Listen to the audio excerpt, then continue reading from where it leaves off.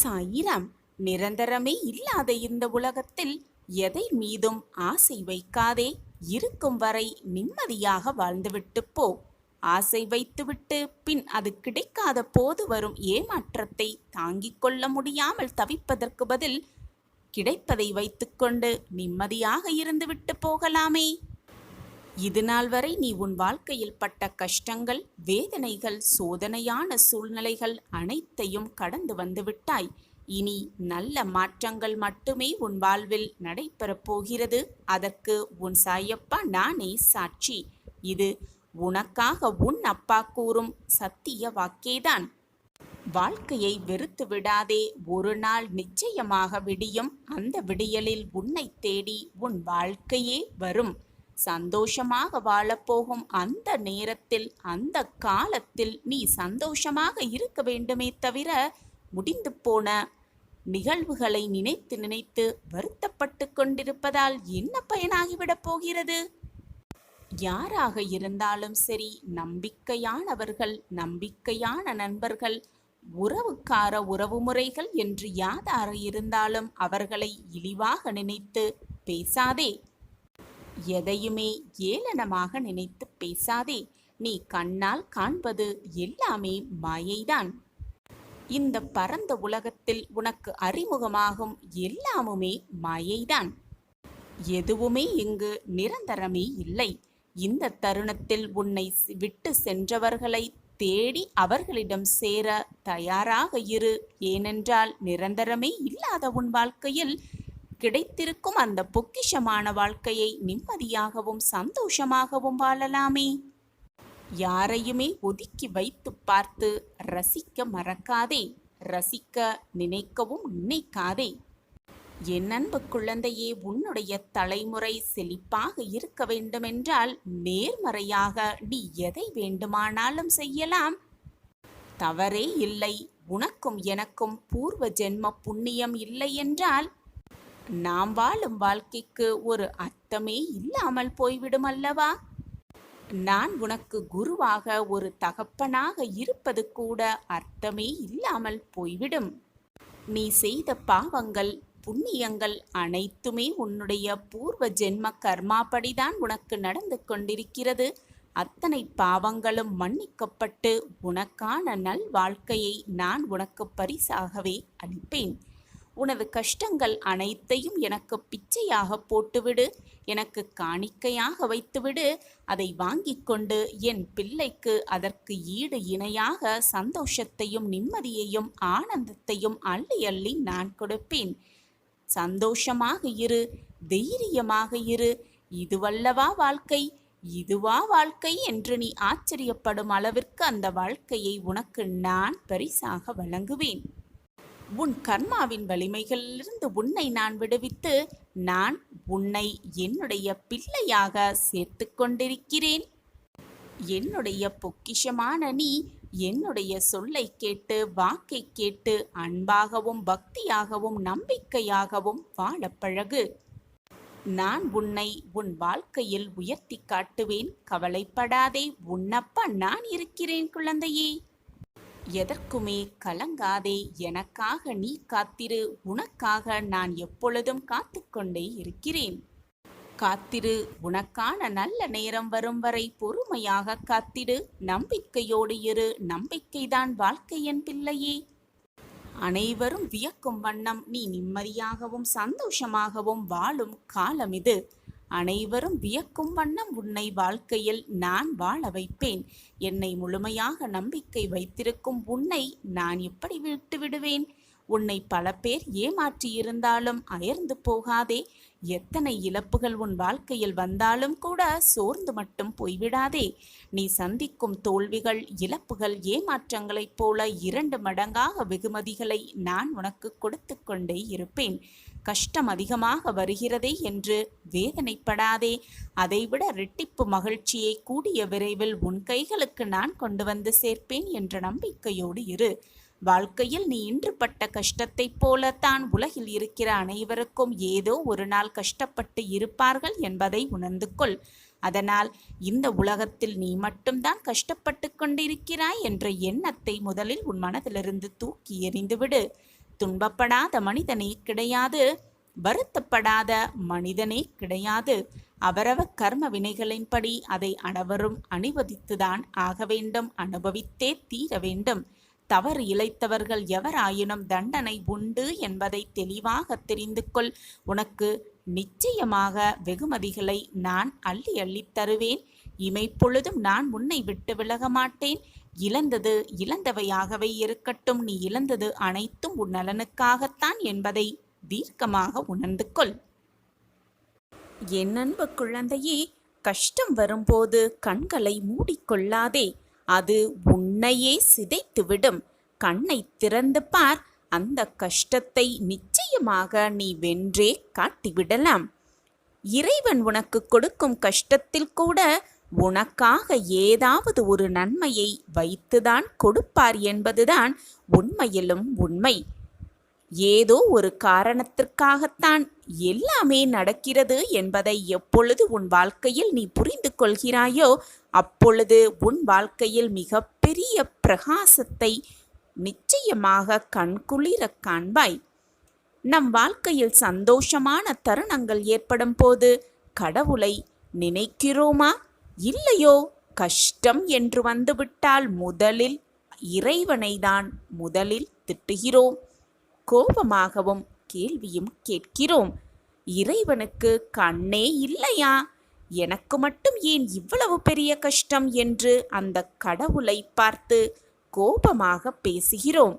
ஆனால் அந்த கடவுளால் கொடுக்கப்படும் கஷ்டமானது நமக்கு ஏதோ ஒரு வகையில் நன்மையை தரும் என்பது நம்மில் பலருக்கு புரிவதே இல்லை. நிச்சயமாக நீ மகுடம் சூடுவாய்.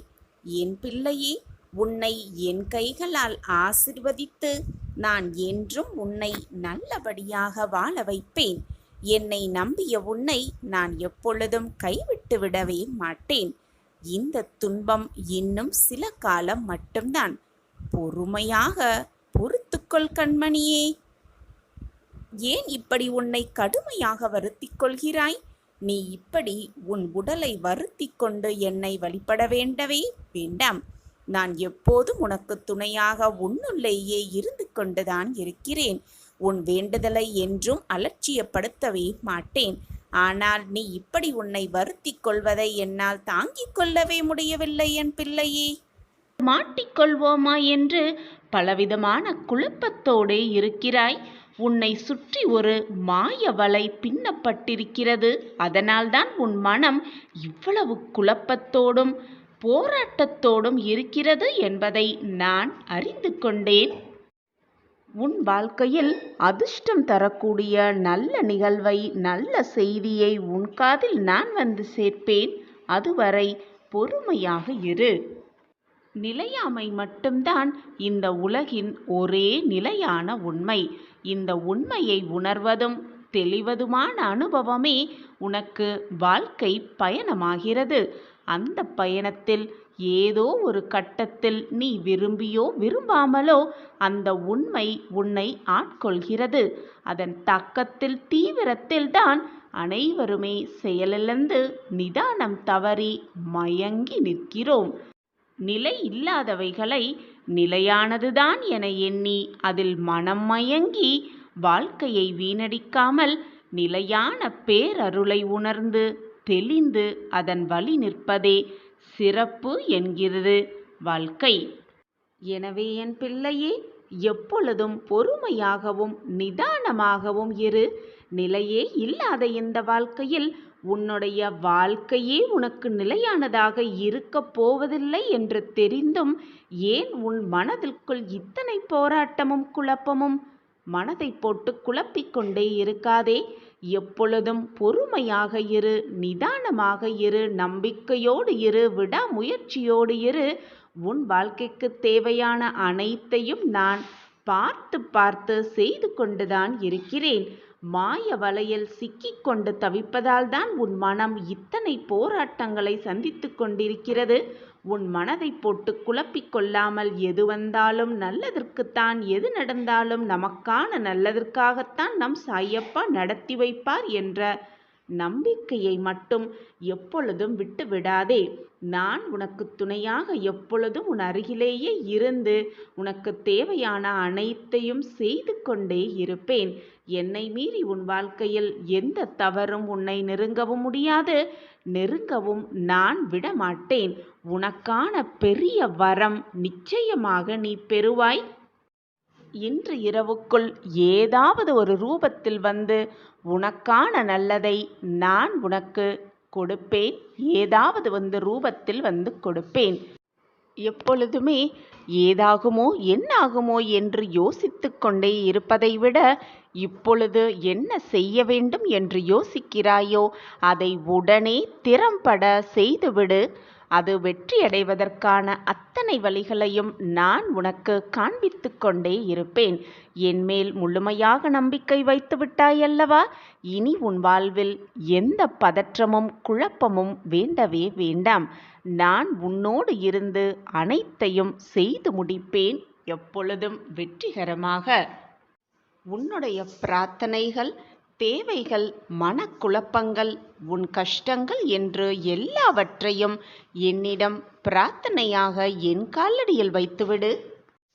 நான் உன் வாழ்க்கையில் போராட்டங்கள் மிகுந்து இருக்கும் உன் வாழ்க்கையில் மாற்றங்கள் நிறைந்த வாழ்க்கையாக மாற்றி காட்டுகிறேன். மிக பிரகாசமான வாழ்க்கையாக நான் மாற்றி காட்டுகிறேன்.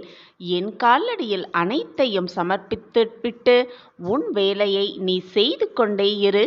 உனக்கானது என்ன என்பதை நான் சிந்தித்து செயல்பட்டு கொண்டே இருக்கிறேன்.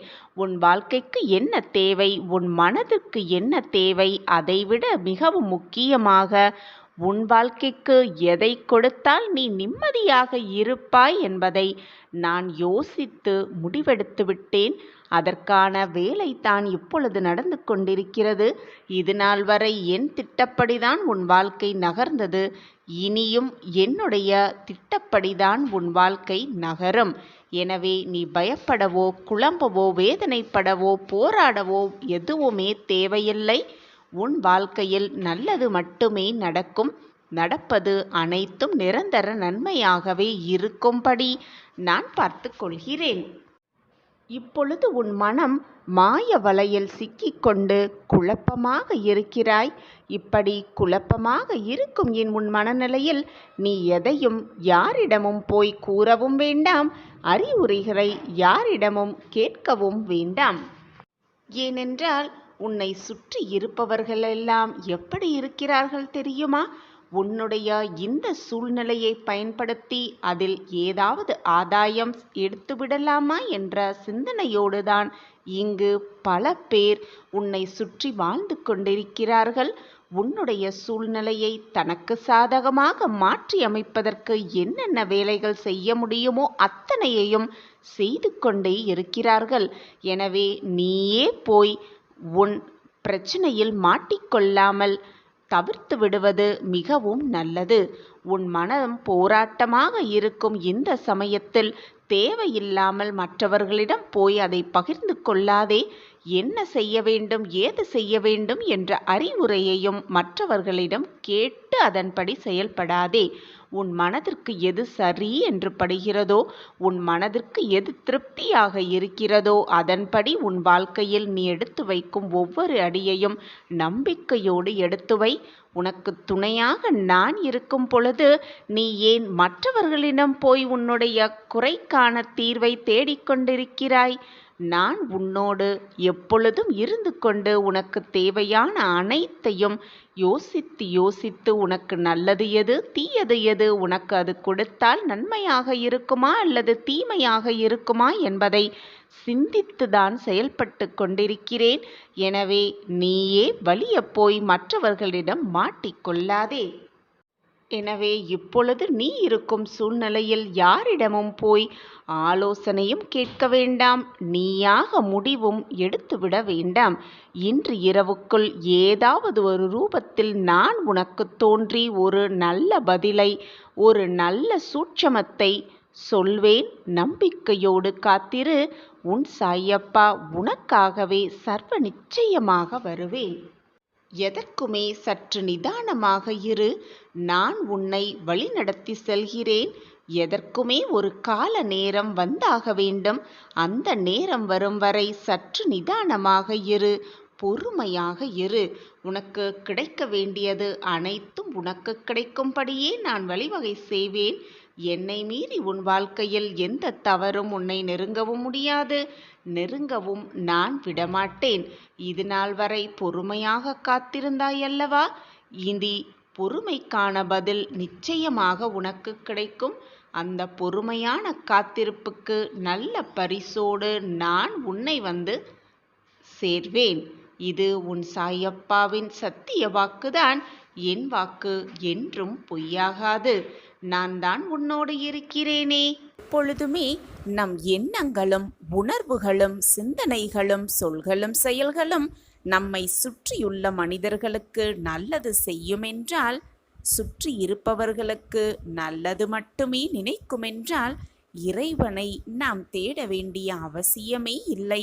அந்த இறைவனை நம்மை தேடி வருவார். சர்வ நிச்சயமாக வந்து காட்சி கொடுப்பார். இதில் சந்தேகமே வேண்டாம். சவாலாகவே எடுத்துக்கொள்ளலாம். இறைவன் நமக்காகவே வந்து காட்சி தந்தே தீருவார். அளவுக்கு அதிகமாக நான் சோதனைக்கு ஆளாக்கிறேன் என்று நினைத்து விடாதே. எவ்வளவுக்கு எவ்வளவு நீ சோதனையை சந்திக்கிறாயோ அவ்வளவுக்கு அவ்வளவு உன் வாழ்க்கையில் நீ மிகப்பெரிய வெற்றியை பார்ப்பாய், மிகப்பெரிய சந்தோஷத்தை அனுபவிப்பாய் என்பதுதான் நிதர்சனமான உண்மை. சோதனைகள் வருகிறதே என்று சோர்ந்து போனால் வாழ்க்கையில் எதையுமே சாதிக்கவே முடியாது. அந்த சோதனையை எதிர்த்து நின்று போராட கற்றுக்கொள். உனக்கு வரும் சோதனையே உன்னை பார்த்து பயந்து வந்த வழி தெரியாமல் விலகிவிடும். இதுதான் வாழ்க்கையின் ரகசியமும் கூட. உன் விதியை நான் நிர்ணயித்து விட்டேன். உன் விதியை நான் மாற்றி எழுதும் வேலையையும் ஆரம்பித்து விட்டேன். ஆனால் நீயோ எதையெதையோ மனதில் நினைத்து கொண்டு நம் வாழ்க்கை இப்படியாகிவிடுமோ, என்னாகிவிடுமோ, ஏதாகிவிடுமோ என்ற குழப்பத்தோடே உன் வேதனையோட மனதோடு உழன்று கொண்டிருக்கிறாய். கலங்காதே, எப்பொழுதும் மனதை போட்டு குழப்பாதே. நீ எதை நினைத்து வருந்துகிறாயோ அதையே உனக்கு சந்தோஷ நிகழ்வாக மாற்றித் தருவேன் உன் சாயிநாதர். நீ இது நாள் வரை எதை நினைத்து ஏங்கிக் கொண்டிருக்கிறாயோ, ஏக்கத்தோடு காத்து கொண்டிருக்கிறாயோ அது உன்னை தேடி சர்வ நிச்சயமாக வரும்.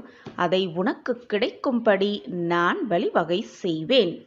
மாற்றங்கள் என்ற ஒன்றே இந்த உலகில் இறைவன் உருவாக்கிய மாறாத நியதியாகவே இருக்கிறது. மாற்றங்கள் மாறிக்கொண்டேதான் இருக்கும். உன் வாழ்க்கையிலும் மாற்றங்கள் வரும், நல் மாற்றங்கள் வரும் என்ற நம்பிக்கையோடு இரு. உன்னுடைய விசுவாசத்தை உறுதி பெற செய்து கொண்டே இரு. கவலைப்படாதே. உன் வாழ்க்கையில் நான் விளக்கேற்றி விட்டேன். என்னுடைய தீபத்தை நீ தொட்டுவிட்டாயல்லவா? இனி உன் வாழ்வு மிக ஒளிமயமாகவே இருக்கும். உன்னுடைய குடும்பம், உன்னுடைய உறவுகள், உன்னுடைய வாழ்வு எல்லாம் இனி மிக சிறப்பாகவே இருக்கும், நல்லபடியாகவே இருக்கும். மாற்றங்கள் மாறிக்கொண்டேதான் இருக்கும் என்பதை புரிந்து நாம் வாழ பழகிக்கொண்டால் யாருடைய மாறுதல்களும் எவருடைய மாறுதல்களும் நமக்கு பெரிய இழப்பாகவே இருக்காது. வாழ்க்கையில் எது நடந்தாலும் இது நியதிப்படிதான் நடக்கிறது என்பதை புரிந்து கொண்டு அதை தகர்த்துவிட்டு போய்கொண்டே இருக்கலாம். எதற்குமே கலங்காதே என் பிள்ளையே. மனபாரமாக இருக்கும் சமயத்திலோ, மனம் வேதனையாக இருக்கும் சமயத்திலோ என்னிடம் பேசும் பழக்கத்தை ஏற்படுத்திக்கொள். அப்பொழுது நீ தனிமையாக இருப்பதை போன்ற உணரவும் மாட்டாய். உன் மனம் பாரமாகவும் இருக்காது. நடப்பது எல்லாம் நன்மைக்கே. கூடிய விரைவில் ஒரு நல்ல செய்தியை நீ கேட்பாய். ஒரு நல்ல செய்தி உன் செவிகளுக்கு வந்து எட்டும். என்னை பரிபூர்வமாக நம்பு. உன் பிரச்சனை எதுவானாலும் அதற்கு பரிகாரம் என்னிடம் உண்டு. பரிகாரம் என்னிடம் இருக்கையில், அதற்கான தீர்வு என்னிடம் இருக்கையில் நீ எங்கோ ஓடி அலைந்து தேடிக்கொண்டே இருக்கிறாய். நீ அப்படி ஓடிக்கொண்டே இருந்தால் நான் என்னதான் செய்ய இயலும்? என்னை பரிபூர்வமாக நம்பு. உன்னுடைய உடல், உன்னுடைய மனம், உன்னுடைய செல்வம் அனைத்தையும் என் பாதத்தில் சமர்ப்பித்துவிடு. உன்னை விட்டு நான் எங்கே செல்லப் போகிறேன்? என் இருப்பிடமே உன் இதயமே. உன் இதயமே என்னுடைய கோயிலாக இருக்கும் பொழுது நான் உன்னை விட்டு விலகவே மாட்டேன். உன்னை என்னிடம் இருந்து விலகி போகும்படி அறிவுறுத்தவும் மாட்டேன். சந்தோஷமாக இரு. எதை பற்றியும் கவலை வேண்டாம். உன்னுடன் தான் உன் அப்பா இருந்து கொண்டிருக்கிறேனே. பின் தேவையில்லாத பயமும் குழப்பமும் உனக்கு எதற்கு என்று நான் மீண்டும் மீண்டும் உன்னை கேட்டுக்கொண்டே இருக்கிறேன். ஆனால் நீ அதை பற்றி சிறிது கூட சிந்திக்காமல் தேவையில்லாத உன் மனதையும் தேவையில்லாத பயத்தையும் உன் மனதிற்குள் ஆட்கொண்டிருக்கிறாய். நீயும் குழம்பிக் கொண்டு உன்னை சுற்றி இருப்பவர்களையும் குழப்பத்திற்கு ஆளாக்கிக் கொண்டே இருக்கிறாய். நடப்பது நடக்கட்டும், போவது போவட்டும். எது வந்தாலும் உன்னை நம்பிக்கையோடு அழைத்து வந்த உன்னை நட்டாற்றில் விட்டுவிட மாட்டேன் உன் சாயப்பா என்பதை தீர்க்கமாக நம்பு.